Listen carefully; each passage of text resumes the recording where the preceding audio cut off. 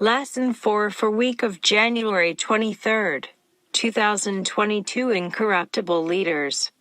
Background passage: Deuteronomy chapter 16 verses 18 through 20, chapter 17 verse 8 through 13, chapter 19 verses 15 through 21. Lesson passage: Deuteronomy chapter 16 verses 18 through 20, chapter 17 verses 8 through 13.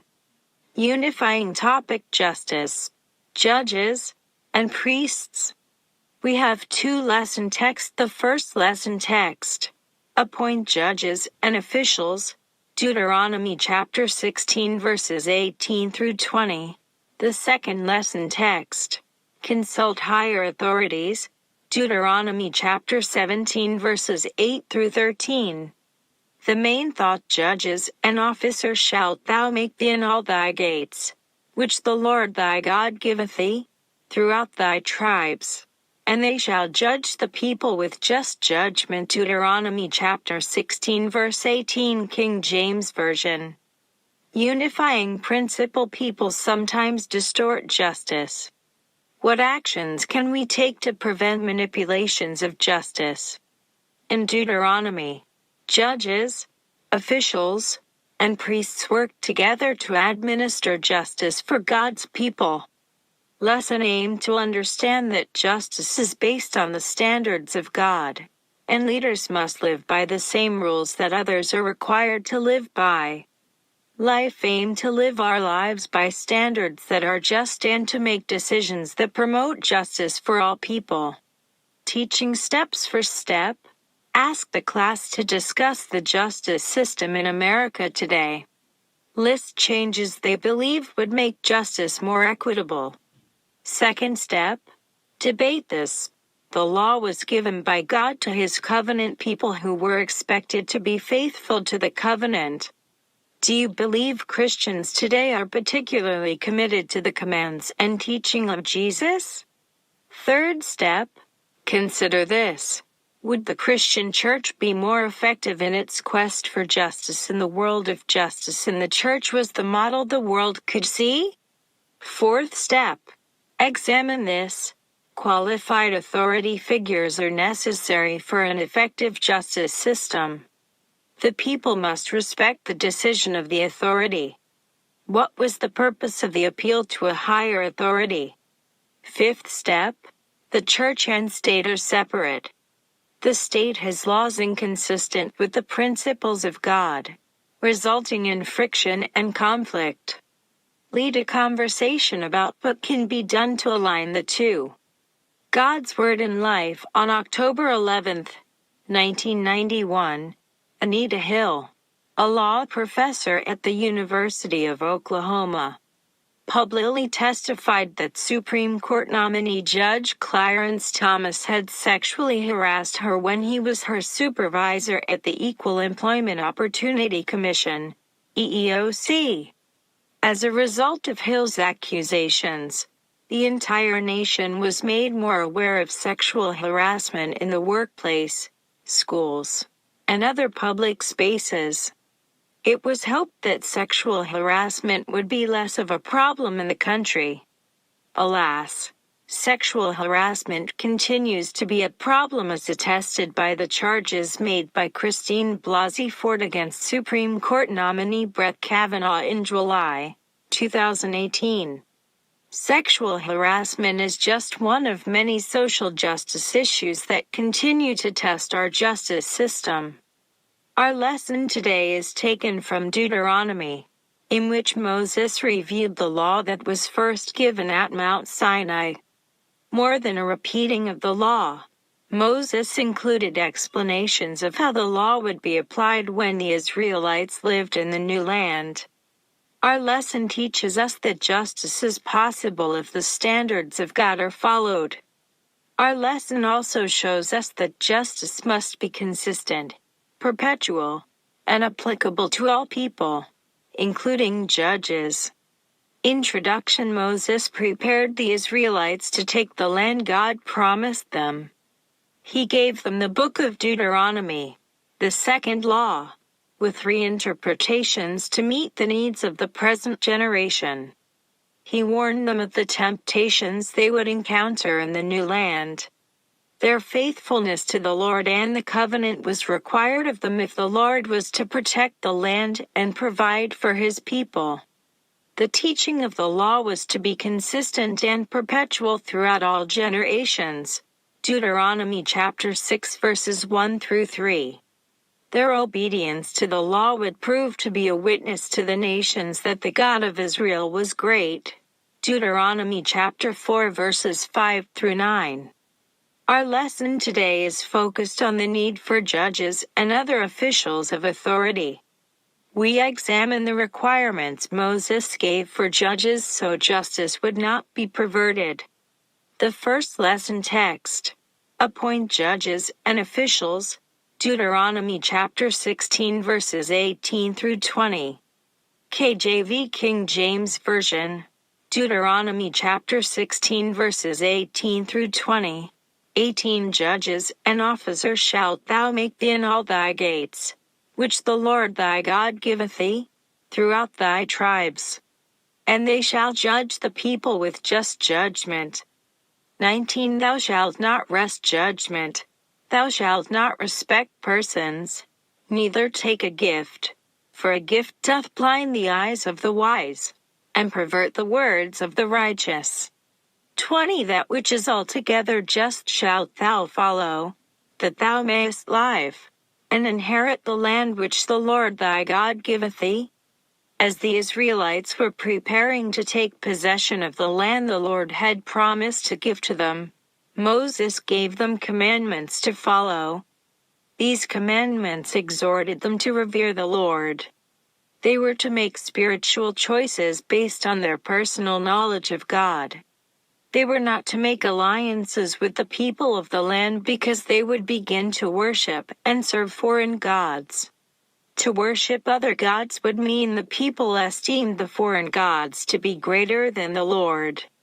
The ways of the gods and the peoples of the land were different from the ways of God and his people. The Israelites were to appoint judges in all of their towns. When Israel entered into the new land, they were allotted land according to their tribes. Each tribe was to be governed by local officials. Although each tribe would have their local leaders and officials, all were required to be governed by the laws and the covenant given to them by God. Local leaders and other officials were to reflect God. Thus, in order that justice would be maintained and executed, those who had authority over the people were to be people who could meet the Lord's requirements. Our text is a retelling of Exodus chapter 23. In Exodus, the emphasis was on the requirements that had to be met if there was to be justice in the land. These laws were given to all the people. In Deuteronomy, the emphasis was on the leaders and the officials. Since the requirements for the people and the leaders were basically the same, it would be safe to conclude that those selected to be judges and other officials should already have demonstrated the knowledge of the law and the character that was needed to execute justice. That the potential official should possess the necessary qualities needed was Paul's requirement for those who were selected to be bishops in the church. Paul wrote, "Now a bishop must be above reproach." 1 Timothy chapter 3 verse 2 NRSV version. The operative word was must, meaning the person desiring the office already had demonstrated the qualities necessary for office of bishop. In the same manner, the judges and officials of Israel should come to the position prepared to execute the duties of the office. The judges were to render decisions for all people on a level playing field. The decisions that were made by the authority were not partial based on one's relationships. All sin and all people were to receive the benefits of an impartial decision. Taking a bribe was prohibited because a bribe blinds the eyes of the wise and subverts the cause of those who are in the right. Deuteronomy chapter 16 verse 19 NRSV version. Bribes could be effective because a bribe could include some gift or money given in exchange for something that was wanted or needed. A judge might pad his pockets in exchange for a decision he knew was not right. His own gain was more important to him than a decision that would mean justice to all the parties in the dispute.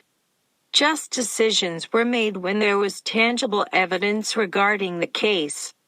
Judges were supposed to be wise enough to know the truth and render their decision based on the evidence presented to them.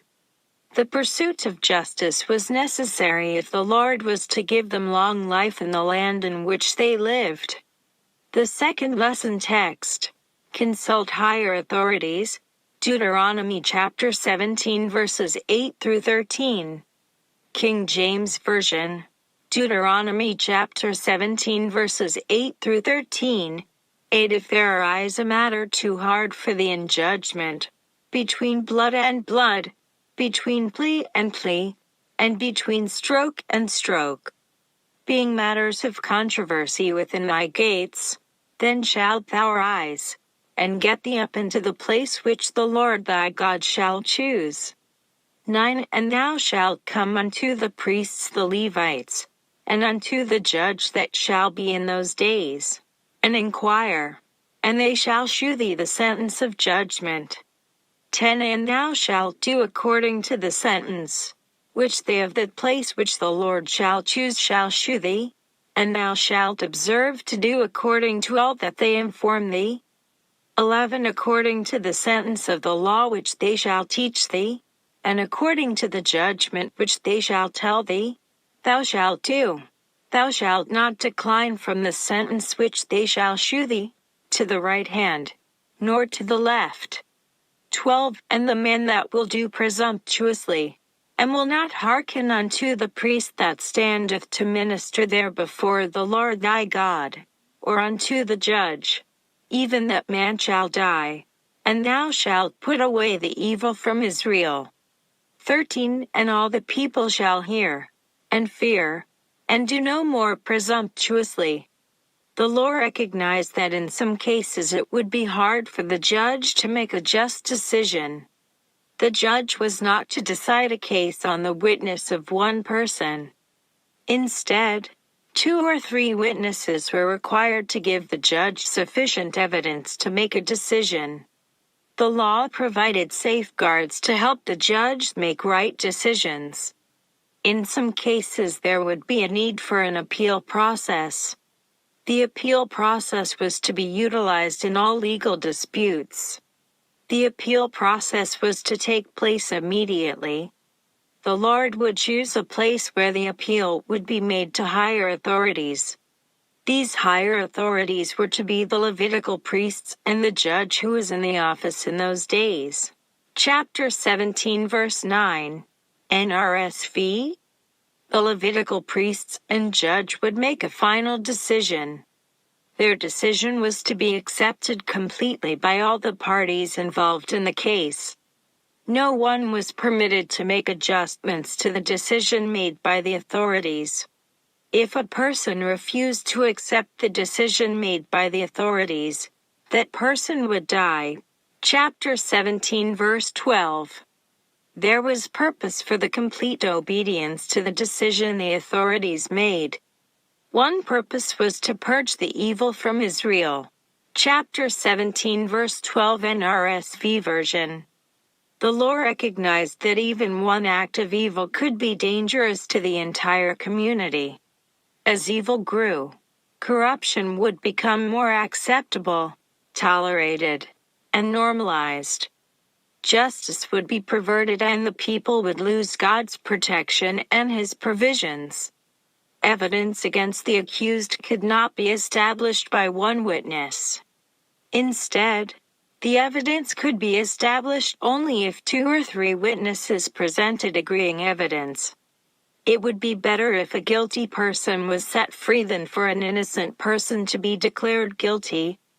If a false witness was found, that witness would suffer the punishment due to the accused if the accused was found guilty. Israel was to respect God's principles of investigation of the evidence. Israel's system of justice would provide safeguards for the protection of the poor, the defenseless, and the weak. Most important, it was that the system itself would be protected. Conclusion: justice is a matter that requires many people to act in concert, not perverting its principles through underhandedness. Bribery and other kinds of deceitfulness were not to be considered by those who were serving as judges. They also were not to regard uncorroborated testimonies, because to do so would place the accused in an untenable position. This is a part of God's justice.